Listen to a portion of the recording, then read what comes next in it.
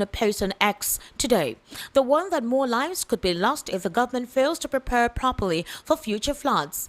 Amnesty said the federal and state governments must act fast on how to stay safe before, during, and after the floods. Safe before, during, and after the floods. Amnesty also noted that 32 states in Nigeria are considered to be in of Nigeria nationwide strike, which began on Monday, following a crucial meeting with representatives of the Chief Justice of Nigeria, Justice Kudirat Kekereokun, and others key stakeholders. The decision was contained in a communique issued after extended deliberations between GISN and the representatives of the Minister of Labour and Employment, Mohammed Dingyadi, and parties.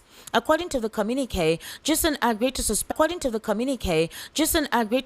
the industrial action in response to the intervention of the CJN and other stakeholders, granting them of ignoring constitutional zoning arrangements. Meanwhile, the chairman of the National Caretaker Committee of the Labour Party,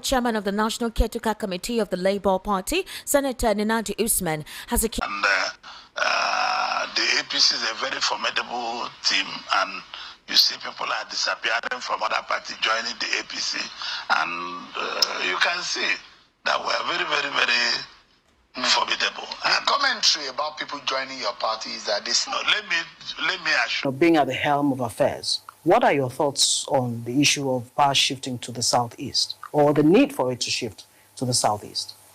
Well, we have to make a choice. Either we... A lot of persons have concluded that maybe it's Labour Party's Peterobi he is referring to, or the candidate from the southeast. We'll take a very short break. When we return, we head into a news analysis segment where we'll be joined via the telephone with Barrister Darlington Agumor, who will be giving us his own perspective on some of the issues read out on the World News at 6. Do kindly stay with us.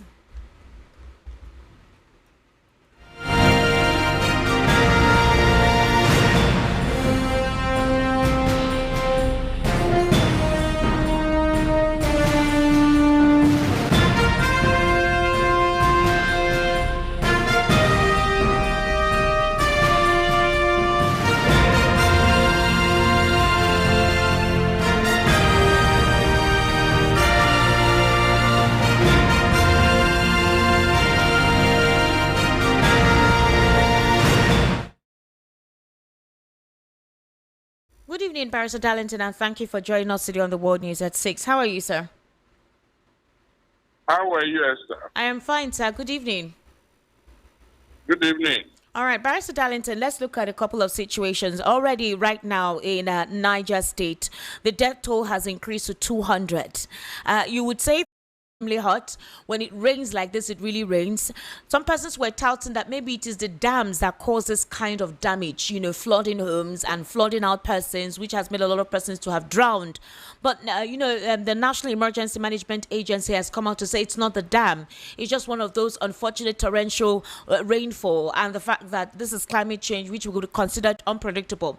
But if you look at, my heart goes out to those people.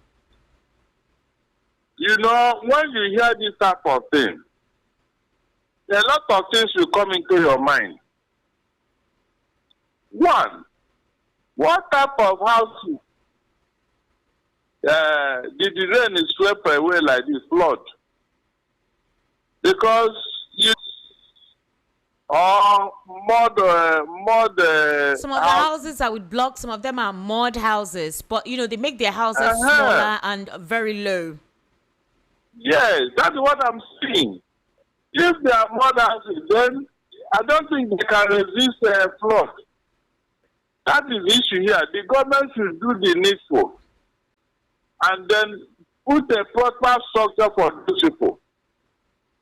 In the zonal climb, they should have relocated those people. But here, is there a blood sacrifice going on in Nigeria? Tell me where this type of thing can happen anywhere in the world. Mention the place. You have a president sitting. You have a governor sitting. None of them is saying, I'll do anything. while people are being slaughtered on is implemented, or if this pays way, anytime you want to go buy petrol, there'll be an increment. From that increment, those who are the ones, that is the companies that will dispense this petrol, they have to make their profit. So they will include that value added tax in it for the maintenance of road, because they will need to pay the federal government 5% for reusing the road, and they would also, it will reflect in the price of buying petrol. What does this mean? It means corruption. Esther, we are paying more than enough already. We are paying more than enough on this, Esther. You can see wastage. Instead of them to do the river and get a super grid that can carry this electricity, even if they produce 20,000 megawatts, they will not do that. But we are going to pay them money for them to remain in business. Money that is just wasted. Esther, wasted. So these are the things you and I pay, wastage. You can imagine these people and what they are doing to you and I. They don't want us to be paying money on roads. We don't even know where the roads are. Roads that they have not finished. They have not even done anything. They said that shall paying toll gate.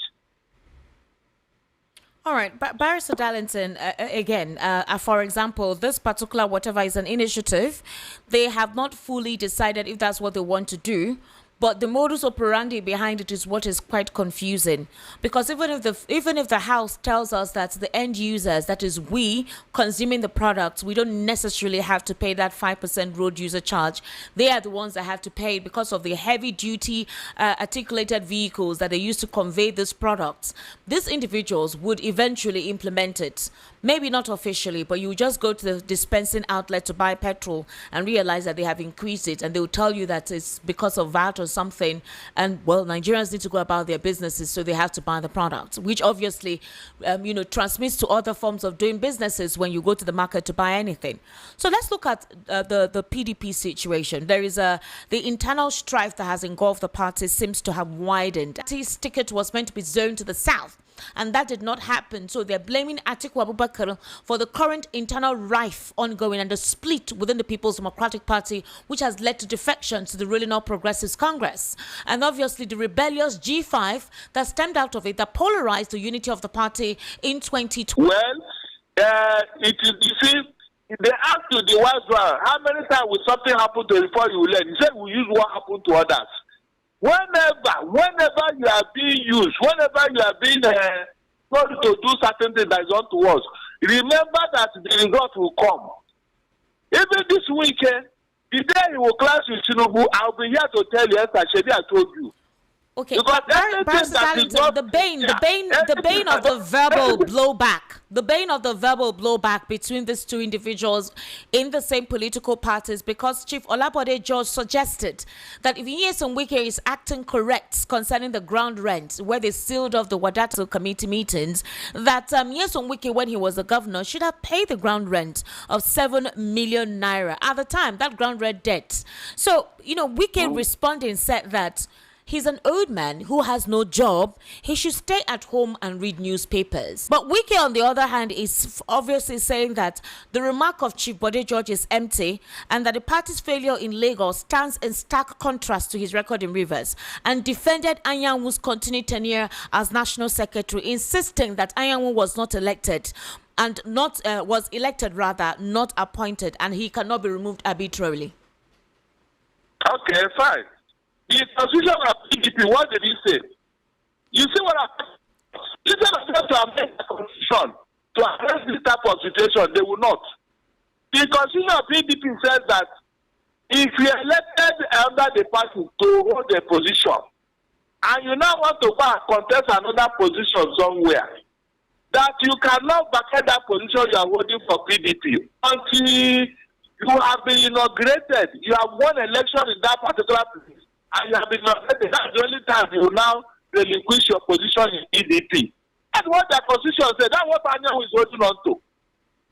Imagine if they got the property with their constitution. Will Anyanwu be holding? It's usually an issue, and what does he think about it? And he made some statements referring to proper democracy, proper method of organizing elections where there is no rigging and no electoral vote manipulation and all whatnot. And then he made reference to the fact that we need younger persons this time around to run. And he says that he had about 3 different persons. When they asked what age, he said 60. And Nigerians went with the permutation that possibly the southeastern representative that he's referring to within that age bracket is a Peterobi. What do you think about his remark? The North has always believed that a Southeasterner should come up. In fact, not only Babangida, Obasanjo have said it, but Esther, the people that claim that they own Nigeria, they will not allow that to happen. Because they know that it will upturn their game plan. The people that are speaking now, penetrating deep into Russian territory that is believed to have taken out dozens of Russia's